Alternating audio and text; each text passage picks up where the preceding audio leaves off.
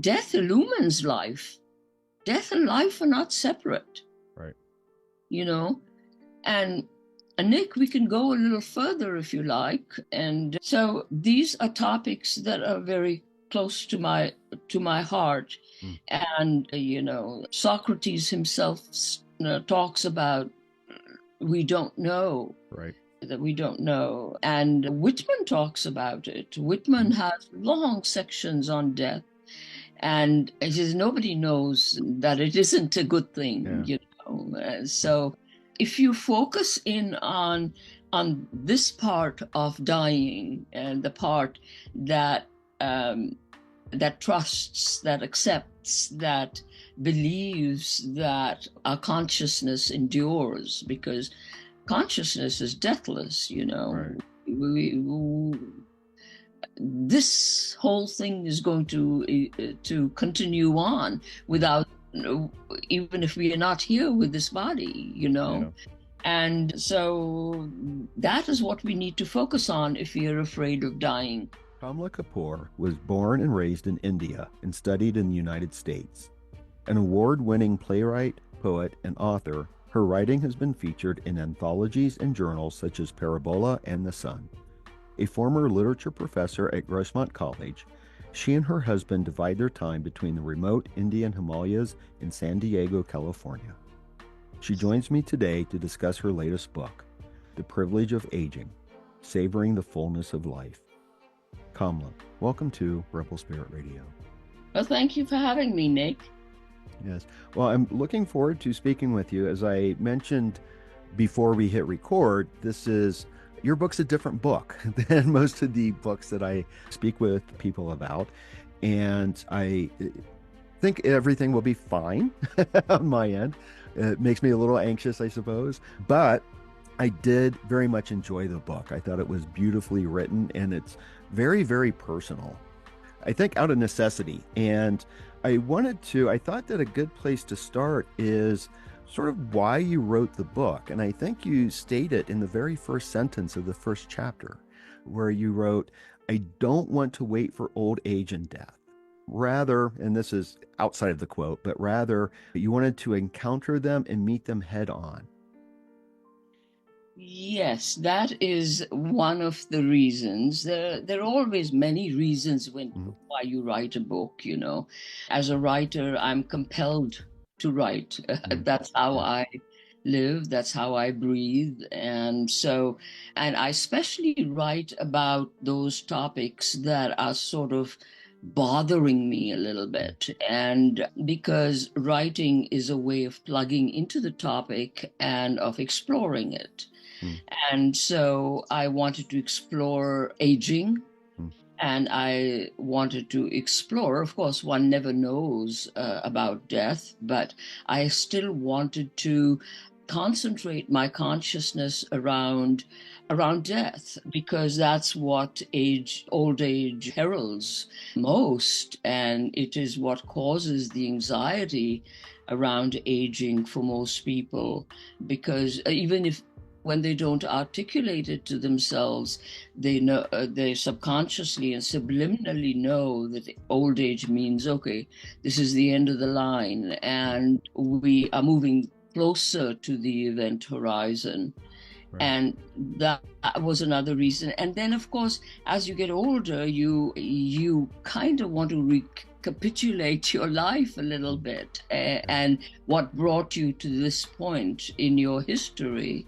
So that was another reason. And the third reason, and there are many reasons, but I'll just mention one more, is I wanted to find a book that spoke about aging and a character's experience of life in a very honest and raw way. So I ended up, because I couldn't find that book, I ended up writing it myself. And so I've peeled back many layers in this book and discussed them and show them. And that's a brief history of began. Yeah.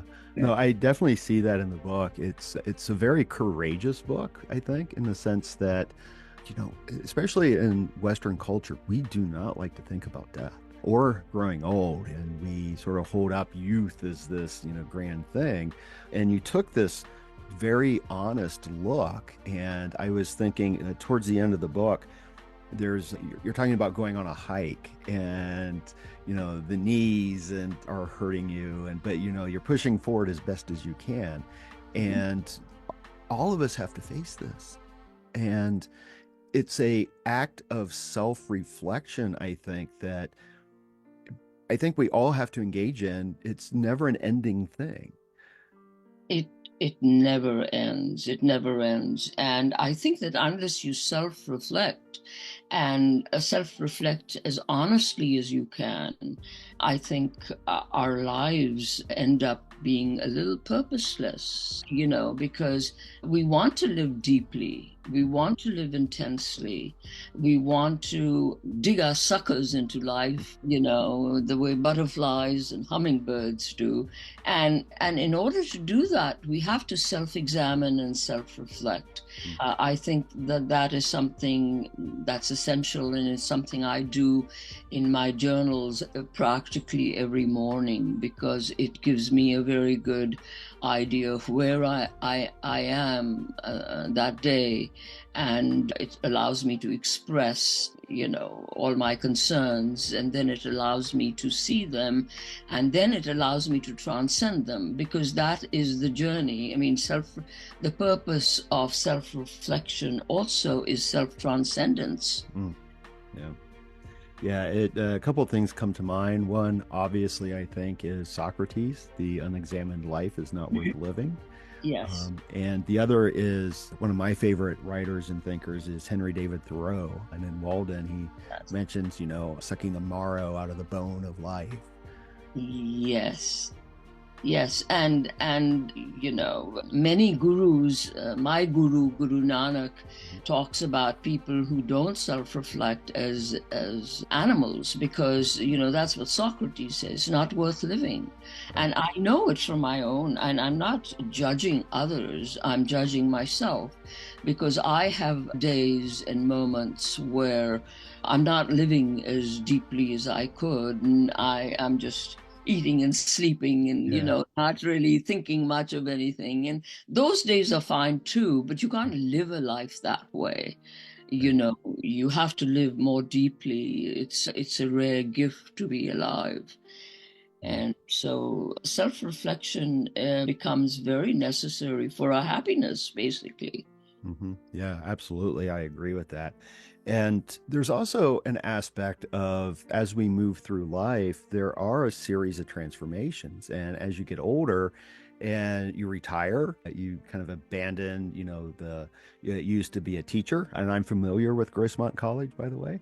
Oh, great.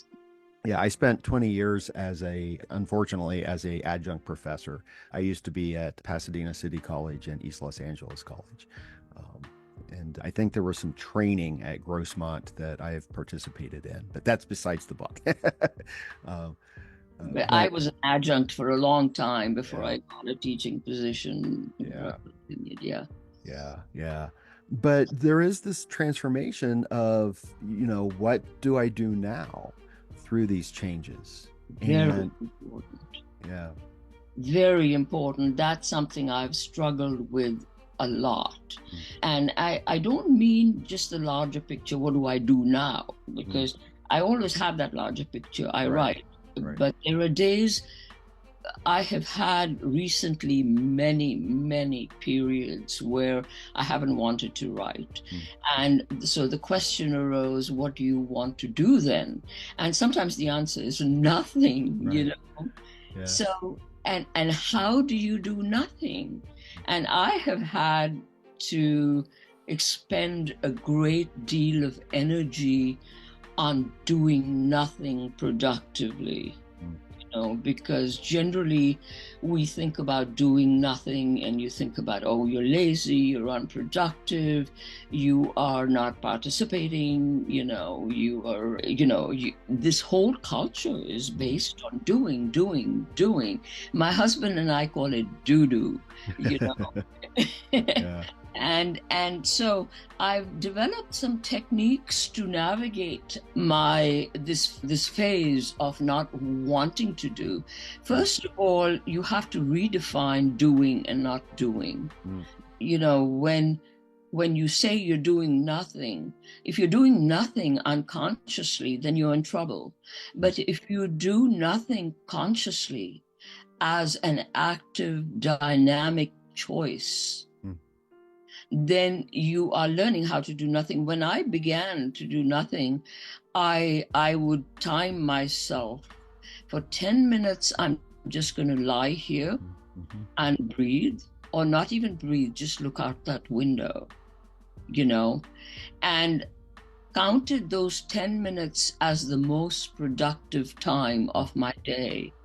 There are many ways of doing nothing, and I'm planning to write a book about it, Yeah. because I think this is the most difficult issue for people who are aging. Mm. What do you do with your time? And there Right. seems to be so much of it.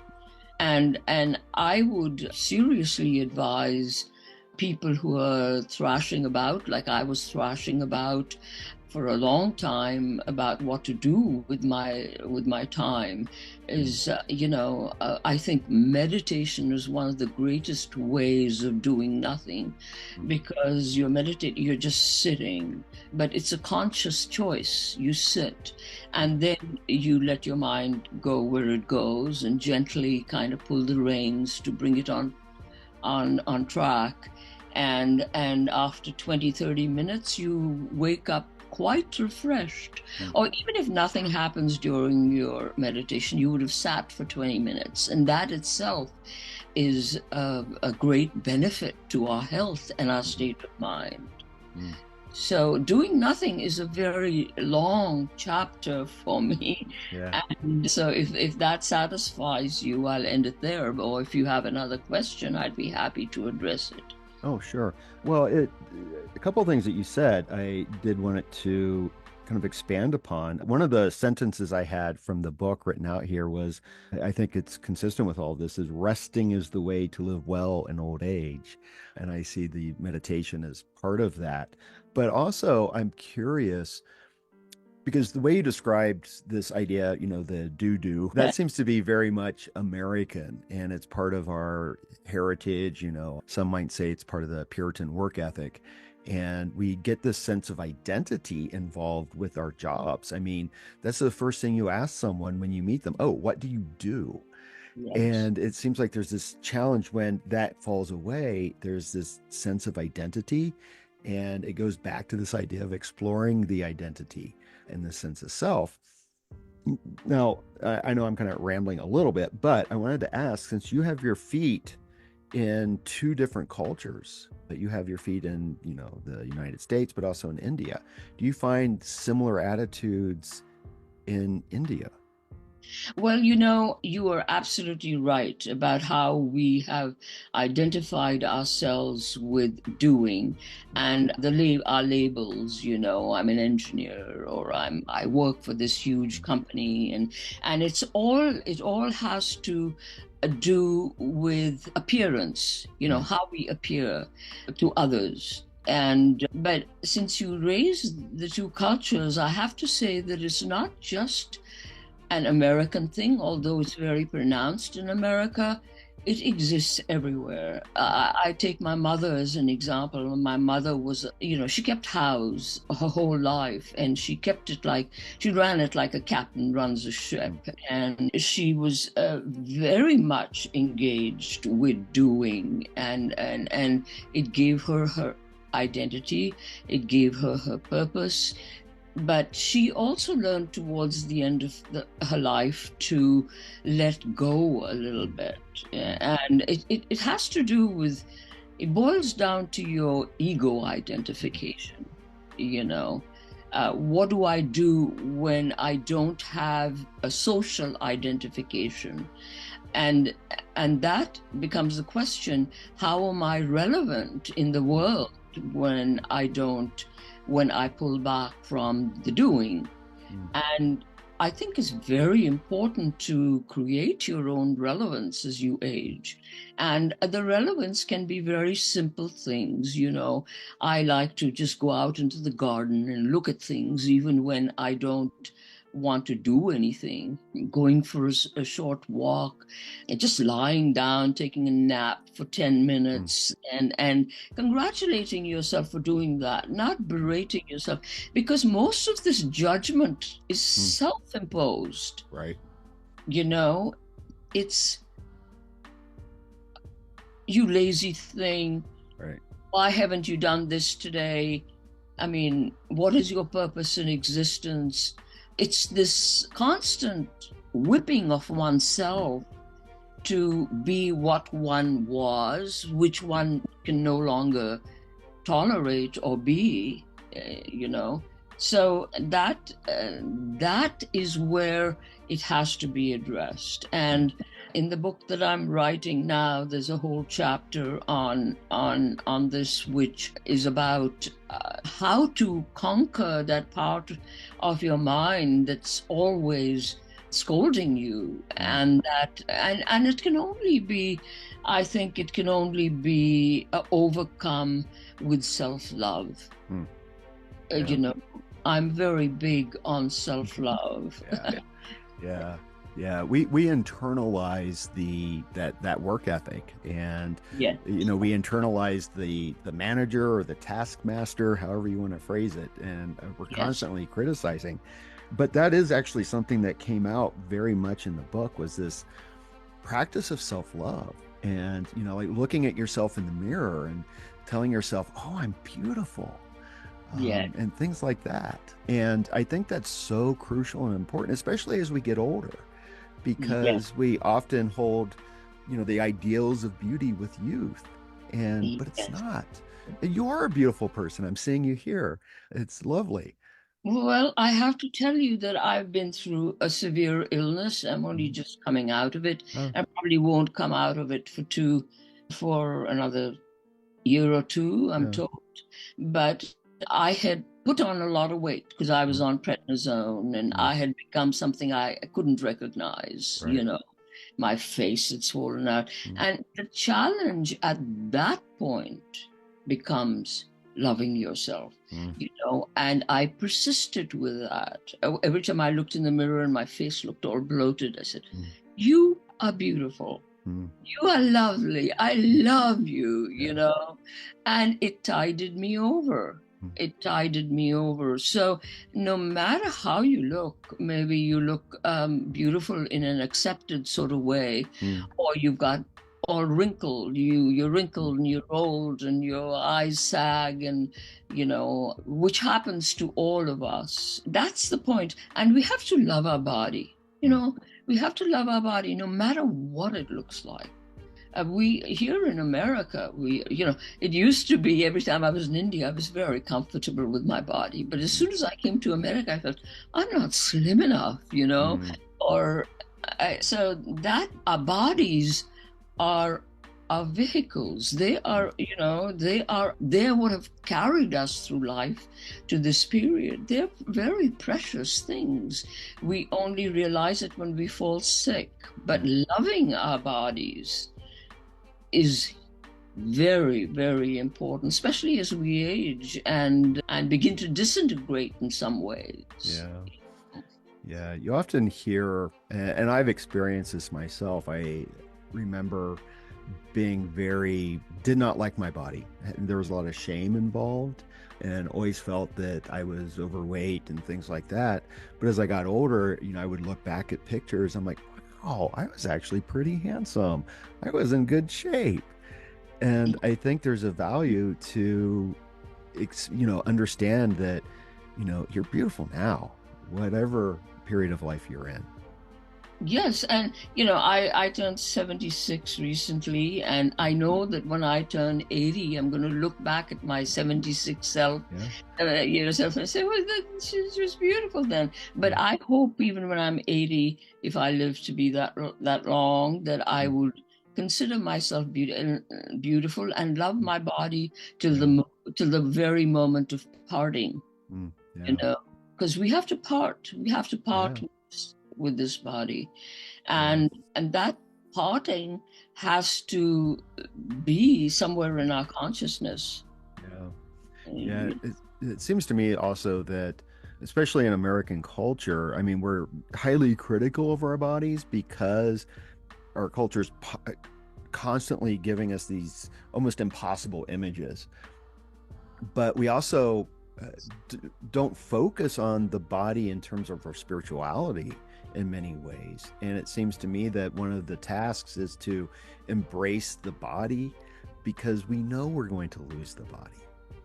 Well, also to embrace our body because God lives in it. Yeah. You know, because this universal spirit, whatever you want to call it, energy, power, force, is what motivates us. It is what keeps us alive. So we have to, our bodies are just on the physical continuum of our spirituality, Mm. you know. And to keep that in mind is very, our bodies are temples Mm. for the divine, Yeah. and we forget that. Yeah. We only think of ourselves as meat, Mm. which is going to perish when we die. But there's so much more to us Right. than to even our bodies. Our bodies are a miracle. If you just look at yourself and see how much it does without our consciously making it do these things, it's a marvelous machine. It's awesome. Yeah. It's the flower of creation. Instead of fearing death, we have to rejoice Mm. in not being dead yet. Yes, absolutely. Absolutely. But it seems like there's a letting go involved in a lot of things, and you've mentioned that. Letting go of the fact that, our bodies are never going to be what they were when we were, 20 years old. And we have to let go of a lot of, and you do this throughout the book, you let go of a lot of things. There's like a lot of regrets, fears, things like that. So I kind of wanted to ask about this process of letting go. Well, there are so many things to let go. Right now, the examples that come to my mind immediately is that I was diagnosed with polymyalgia rheumatica 3 or 4 months back, and I couldn't even walk. Mm. I couldn't turn over in bed, you know, and of course, and then the normal way of thinking is, God, what's happened to me? I used to be able to do this and this and this. I used to walk. I used to do my yoga. I used to do this. You know, if you get stuck with that, then you have no energy to move forward with what you need to move forward with. In this case, you need to let go of how you were. And we are always morphing. We are Mm. like molting is the word. We molt into something else periodically. Mm. Even all our cells die off every 7 days. So it's like we are new, and we have to let that which was go Mm. and tackle what is. Mm. And there are many examples of the many things that we need. We have dreams that didn't get fulfilled. Right. And if you're going to stick with those and say, oh boy, oh boy, this didn't happen and that didn't happen, and stay stuck with that, then you're not going to have a quality life, and that's where you're going to be stuck. Mm. And really, I think the bottom line for all of us is to ask ourselves the question, do we want to be happy with Mm. what we have left, Right. with Yeah. what time we have left? And if the answer is yes, then you'll need to do everything that needs to be done in order to shed that part of yourself that's keeping you tethered to Yeah. that which was or that which wasn't. Yeah. Yeah. Yeah. So there's that letting go, and then there's letting go of people you lose in your Mm. life, Right. and we lose a lot. Mm-hmm. And and apart from these things, the material things we lose as well. We lose our youth. We Mm. lose We lose our bodies. We lose, so sometimes we lose money, and sometimes we lose property, and sometimes there's so much, or sometimes we lose a limb or something. And we can't, the people we admire most are the people who move ahead with a certain degree of acceptance and Yes. joy. Mhm. Yeah, You know, that's exactly what I was thinking of as you were speaking, was this connection between loss and acceptance. yes. And acceptance becomes hugely important Mm. from day to day. Yeah. You wake up in the morning and you're not feeling as bright as you want to feel. And instead of like, forcing yourself to do things that you think you should do, you just rest, for Right. example. Give yourself, 10, 15 minutes of rest. And you've accepted that you're tired, and you wouldn't allow yourself to rest until you've accepted that you're tired. Yeah. So it's acceptance works in our day-to-day, hour-to-hour existence. Mm. you know Yeah, and I think that so many of us just don't want to accept the fact that we are all getting older and that we will all die. you see, that is understandable because we are human. We don't want Mhm. to lose life. Right. We don't want to lose youth, and we don't want to lose agency. Mm. But my answer to that would be that unless you accept the rest of your that where you're at right now, the rest of your life will not be a happy one. You'll be an unhappy person because Right. you'll always be mulling over that which you've lost. Mm. And so, my meditation every morning is the first thing. The second thing actually I do is I ask myself, what are the things today or right now that are happening in my life that I need to accept? Mm. And a Yeah. lot of the times it's, something health related. And then once I face that, then I can proceed with, okay, I can do this about it, or I can rest, or I can, eat right today if. My stomach is upset. Mm. So what you're going to do always depends upon your acceptance of what is. That which you cannot change, Mm. you Yeah. have to accept, and you have to tweak your perspective on it. Yeah. Yeah. It also So, seems, I'm sorry, it also seems like we have to accept uncertainty. uncertainty, Yeah. absolutely, absolutely.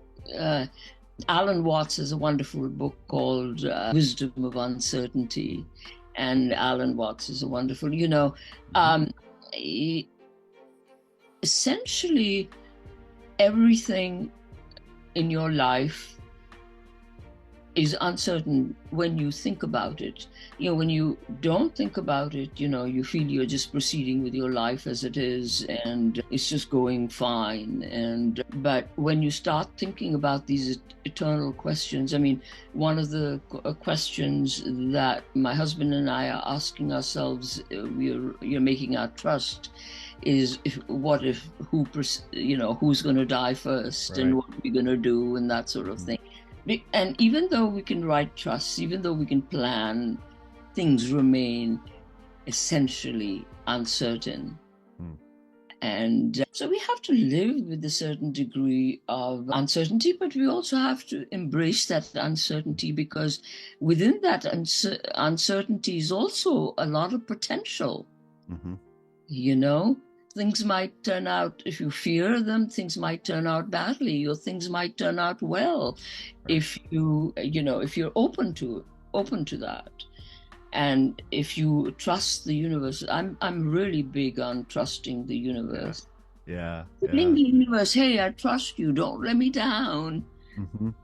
Yeah, and this goes back to something you wrote at the very beginning of the book in terms of the trust in the universe, but also what we look for and our sort of, I guess, our expectations of aging, because you wrote, focus determines your reality. We find what we seek. Yes, that's exactly right, and that ties in with trust. Hmm. You know, if you feel that the universe will come through for you, and I know from past experience that it has. In 1993, I lost a previous husband to suicide, and it was very, very challenging and difficult time of my life. But when I really think about it, a lot of help came my way. Mm-hmm. And for help I did not even seek, but that was sent, you know? And so I think that the more you trust, the more the universe will provide. There is definitely a sympathetic relationship between us and the universe. I mean, we cannot deny it. You Right. know, you might want to call it God, you want to call it a higher power, you might want to call it just the unimultiverse, you know. And so, and your days are better. Mm. You spend a better day if you're trusting the universe than if you're mistrusting it. Mm. It also seems what's connected to that is gratitude. Oh, gratitude is huge. Gratitude is huge. And just recently, I happened to remember something I told a little story I told my father when I was quite young. I think I was about 12, and that's when I heard the story. And it was something like, I cried because I had no shoes till I met a man who had no feet. Mm. And that really impacted me. And it's like, it's unfortunate that we have to feel better by thinking of other people's misfortunes, Right. but this is a comparative, relative world, Mm. and we tend to do that. And it's okay to feel that you have been gifted with many things, because we don't know how to count. You Mm. know, when we're feeling low, we think, "Oh, I don't have this, I don't have that, I don't have this." But if you start counting all the things you have, I mean, they are infinite. Mm. From being able to walk, from being able to move your fingers, Yeah. from being able to think, and counting all the things that didn't happen. Some days I come home from a drive on the highways where I almost got whacked, and Mm. I say, my God, that is cause for a lot of gratitude. Or even if you don't get whacked, you make it home safe. That's, the more thankfulness you give to the universe, the more you realize you have, Mm. you Yeah. know. Yeah. I wanted to ask you, since we're talking about the universe and God, about the spirituality that runs through the book, because one of the, how do I want to say this? One of the themes that comes up quite a bit is, I think you were raised in the Sikh faith, certainly Guru Nanak, the founder of the Sikh traditions. And my understanding is that Sikhism has this idea that God is beyond however it is expressed in any religion. It is that is beyond any of the other ways that. It's that no religion encompasses the true expression of God. Oh, yes, we are just, all religions are an attempt. Mm-hmm. They are an attempt to fathom God that is fathomless. I like to use the word mystery. Mm-hmm. It's a mystery that is beyond us, that when religions attempt to know, this is God, this is not God, this is what to believe, this is what not to believe, then you run into trouble, then you run into us versus them. Right. And Sikhism in its roots is eclectic, believes we, all of us, no matter what color, gender, race, caste, class, money, that we are all one. And the Guru Nanak's definition of a religious person, somebody who sees that we are all one, that you don't discriminate against Right. anyone. That is true religion. Right. Yeah. And My understanding is that Guru Nanak traveled extensively and explored all of these different religions of his time. I've always found it quite profound. And so I guess my main question is if you could sort of discuss the spiritual aspects of aging. And if you want to ground it into Sikhism, that's fine. But I'll just ask it generally like that. Okay, that's a very good question, but I just want to backtrack a little bit. Yeah. I've written about Guru Nanak's journeys and his Mm, whole story in a book called The Singing Guru, okay. and that covers all these topics. Okay. But I think that the only aspect for me of aging that is of value and that tides me through and keeps me afloat is spirituality as I age.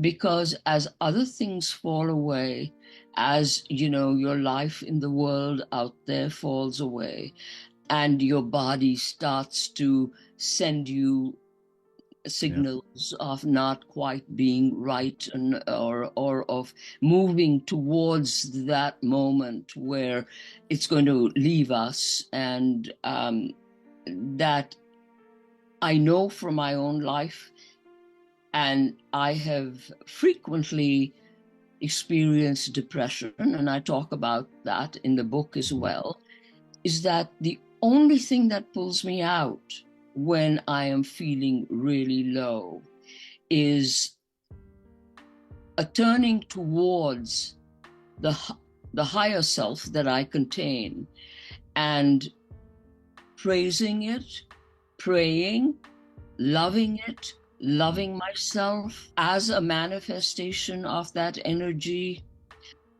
It's the only thing that pulls me out, honestly. And every religion has their path. There are prayers, there are rituals, and I think that no matter what religion you come from, if you can cultivate this knowledge and this certainty of something much vaster than you, Mm. that you came from and that you're going to go to, return to, that is what is going to see us through a good old age. Mm. I think spirituality and aging go hand in hand, because when you're young, you're so busy doing other things, making money, you're ambitious, you want to make a name for yourself, you want to, this, that, and the other. But as you age and you do less outside than you could do before, then it becomes very important to turn to, go to books. Mm. Books are a great way to awaken your spirituality, and go to your religious texts if they give you solace. Just don't go to those texts that tell you others are worse than you, Right. or the others are going to go to hell. Yeah. Yeah. So I think I can't, and because I believe that spirituality is essential as we age. The book I'm writing another book on Guru Mm. Nanak right Yeah. now, and it's called Pilgrimage to the Self. Yes. And Guru Nanak's map for our times, because he itemizes all the things that we need to do, that techniques and tools that he gives us that help us. Like one of them is conquer your mind and conquer the world. When Mm. we're feeling low, we're just swirling around in our own stew and in our own crap. That if you can just interrupt that with, I don't need this right now. I don't have to think like this right now. That's the way you're conquering your mind. And it works for me every time I resort to it.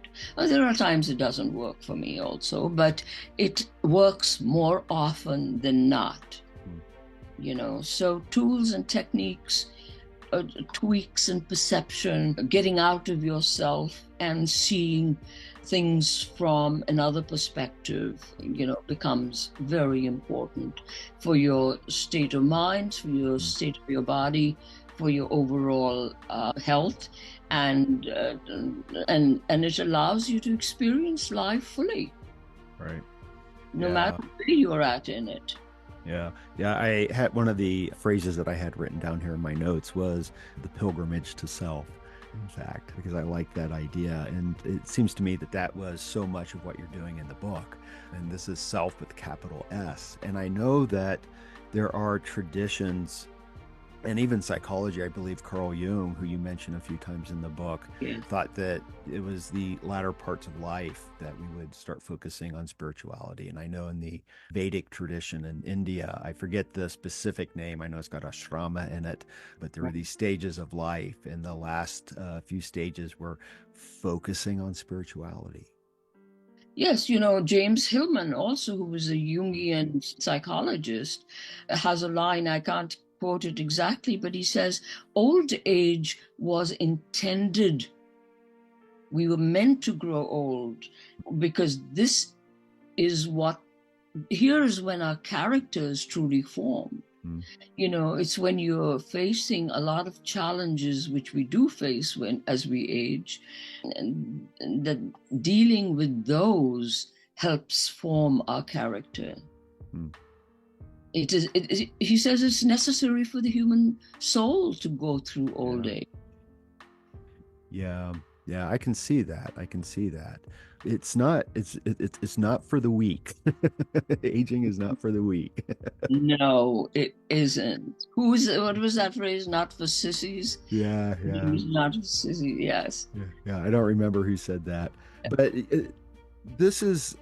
I think this kind of talks a little bit about some of the other topics that we've talked about, and this like beauty of aging and embracing it.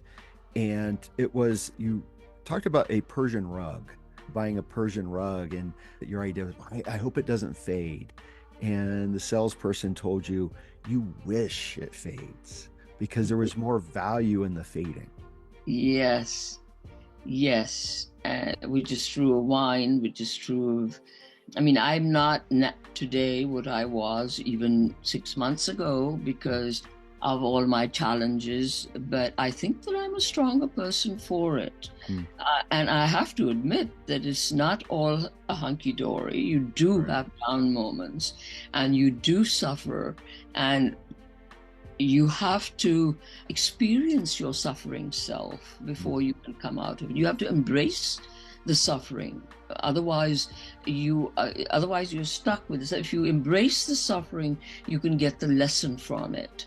And so, Guru Nanak calls suffering a tonic, a medicine, because when you suffer, you are made more humble. You are taught what you're doing wrong, how you can improve it. You know, if we didn't suffer, we would be insufferable. We would not be humble people. So, and you have to have compassion for your suffering self, for your suffering self, you know. Yeah. Well, it seems like if you develop that compassion, that connects us with others. You know, it's Yeah, you see that if you've suffered, you see others suffering, you know what it's like. Yeah, yeah. Well, that's what compassion means, Yes. is with suffering. And I'm curious, I know we're starting to run out of time here. I don't have too much time left with you, but I'm curious, and this is stepping a little bit outside of the text, outside of your book. What would you change in our, especially in the United States, our cultural attitudes towards death? If you could write a new script for how we address aging, what would you change? Well, I've always felt that our education fails us because it doesn't give us a grounding in the issues of life that we all face when knowledge itself doesn't come to our rescue. And what does come to our rescue is if we have had an education, and this is an education we can give ourselves also if we are motivated enough. And I would advise everyone to do it. Like, I have a chapter in the book where I talk about Socrates' death, and I talk about reading all the books on life after death and of near-death experiences, which are written by like Moody and Elizabeth Kubler-Ross, and they give you a peep into what is possible in the mystery. Um, Nobody can say for a fact what happens when we die, but again, we have to come back to the trust that whatever happens will be a good thing. Like Thoreau is your hero, and his last words to his sister before he died were, now comes good sailing." Now come, I mean, that gives me goosebumps, Now comes good sailing. And so to trust and to believe that whatever lies ahead is good. For example, in one of my readings, an older gentleman brought up this question, how do you know what happens after? And I said, I don't know anything, but it makes me happy to think that if any part of me survives, that it's going to be taken care of and it's going to be good. And I said, if you want to be unhappy and believe that it's all over when you die and you're just dust, and our bodies are, the consciousness that survives is ever new and never dies. So if you want to be unhappy, you can believe, things that make you unhappy, but it's a mystery. And people who say that we finish when we die, or people that say that we carry on in a metamorphosed into something else, and that they have a vision according to which they're approaching death. If you don't have that vision, and you're always thinking, oh, I'm getting older now, I'm going to die, and that's the end of it. But I think that accepting your death, here we come back to acceptance again. I mean, death we have to accept because it's inevitable, and we tend to forget about it. But that if you accept it, then your life becomes better. Death illumines life. Death and life are not separate. And Nick, we can go a little further if you like. And so these are topics that are very close to my heart. And Socrates himself talks about we don't know. That we don't know. And Whitman talks about it. Whitman has long sections on death. And he says nobody knows that it isn't a good thing, So if you focus in on this part of dying, and the part that trusts, that accepts, that believes that our consciousness endures, because consciousness is deathless, this whole thing is going to continue on without, even if we are not here with this body, And so that is what we need to focus on if you're afraid of dying. Buy up a lot of these books and read them, because they teach us a lot. Yeah, absolutely. Yeah, I've always been kind of partial to the work of Ian Stevenson, who researched cases of reincarnation. And there's very compelling evidence with that, and with the works of Moody and Elizabeth Kubler-Ross, that there's more than just this, that we do at least something, consciousness, and I don't know if it's individual consciousness or if we enter into a grander consciousness, but it seems like something persists. Yes. And if you only live with your day-to-day consciousness and don't remember, for example, that we spend a large chunk of our time sleeping and dreaming. Yeah. You know, that's a different dimension and as mysterious as death. Hmm. You know, and a lot of philosophers call sleep death. I mean, Right. so there you just have to open your mind up to possibility. Yeah. If you close your mind up, then you know, you don't allow new things to come in, and you don't allow yourself to benefit by all the possibilities that exist in this absolutely mysterious world that we know nothing at all about. We Yeah. think we know a lot. Yeah. You know, we think we know a lot, but Yeah. this is how much we know. Yeah. Yes, that is very, very true. And that's also one of the values of Socrates is that the only thing I know is that I do not know. Yes, exactly. Exactly. Yeah. And that's what is wise. Yeah. To admit you don't know makes you wise, because it makes you open. It makes you, you know, see other possibilities. Yeah. Well, I love the message that you have in the book and in this conversation of there's a connection of living well and dying well. Yes. Yes. And they're connected. Yeah. You know, for example, when I was ailing and unwell, I would just lie down on the bed and I would rehearse my death, you know, which is, okay, rehearse letting go of who I think I am, my story in this life, or, you know, letting go this ego identity that confines me, that limits me to just this particular existence. So I think that one can practice dying. I do that, you know, and I think it's helped me. I think, well, I don't know, maybe towards the end when I'm dying, I'm going to freak out and go like contact, oh, Yeah. dying, you know.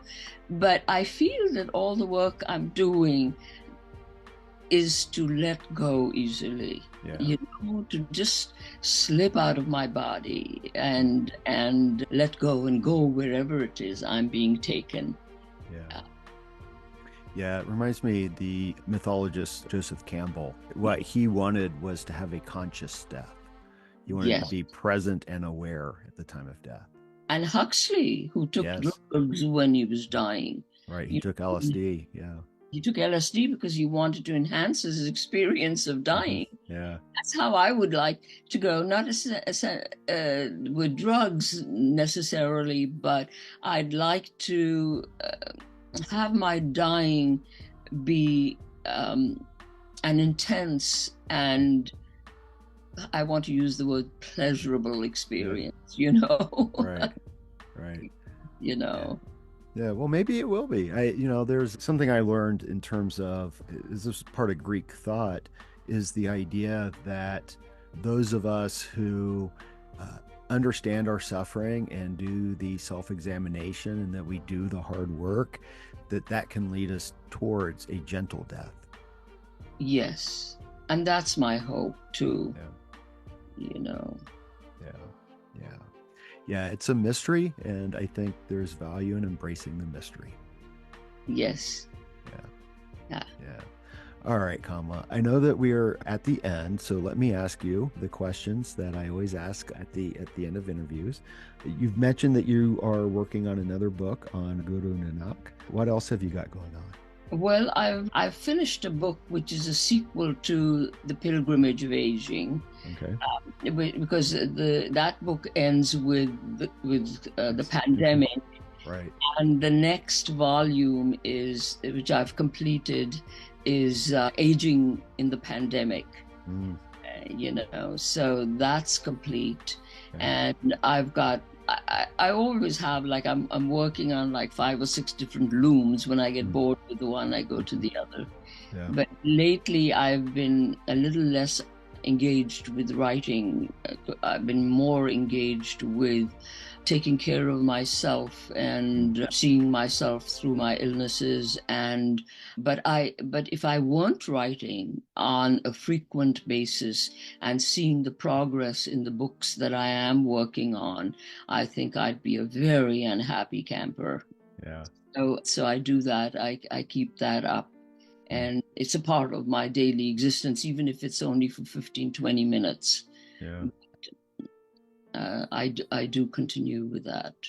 Okay. Do you have a website or social media where people can go to find out more about you and your work? Yes, I'm on Instagram. I'm Okay. on Facebook. You can Okay. search me under my full name, Kamla K Kapur, Okay. and I'm on YouTube. And my website is my full name, which is Kamla K Kapur, and it's KamlaKKapur.com. Okay. All right. I will put the link for your website and your book in the show notes in the video description so that people can more easily find you and find the book. Again, I thoroughly enjoyed reading the book. I thought it was beautifully written, and I had this very real sense of kind of who you were or who you are. And I appreciated it very much. And I appreciated the messages and the guidance, because I think this is for the sooner people get this message to be kind to themselves and to reflect, the better they will be as they enter age. Yes. Yes, and we have the time to do it too. Yeah, yeah, yeah. And it's a very good use of our time. Right. And I always encourage people to journal and Right. not consider the grammar or, Right. sentence structure, just to write out Yeah. what is happening. Yeah. And it's a well of discovery. Writing is. Yeah. It takes you to places just thinking doesn't. Right. Yeah, I have a niece who's 18, and she lives in the same house with me now. And we were talking about journaling, and she said, "Well, I don't do that because I'm afraid I'm going to do it wrong." And I'm like, "There's no wrong way of doing it. Just journal, get it all out. Let it be your soul. Get your soul into the pages." Yes, even if you're writing in fragments, and Yeah. it doesn't matter. It really doesn't matter. Yeah. Yeah. Yeah. I'll share this with you. I know we're at the end, but when I teach philosophy and religious studies. And one of the things, when we look at the existentialists, there's this idea of living authentically. Yes. And I always explain to students that, and also choice, that we choose our lives. And there's a connection between author and authenticity, the same root. And the philosopher Jean-Paul Sartre has a statement, I await myself in the future. And so what I tell students, I encourage them to journal, and I say, I like to imagine myself as a very old man, and I've got all of my journals in front of me. And I always ask this question of myself: what is it that I want to read? Yes. Yeah. Absolutely. Yeah. Yeah. So, Kamla, thank you so much for your time. It was a delightful conversation. And one last time, I was very fond of the book. I think it's an incredible work. Thank you so much, Nick, for having me. It's wonderful to talk to people who've read the book, because then the conversation's more authentic. Yeah, yeah. I always make a point of reading the books. I don't know why anyone wouldn't, to be honest. Exactly. Yeah. So, all right. Well, thank you again. Thank you so much, Nick. And that's a wrap on episode 160 of Rebel Spirit Radio.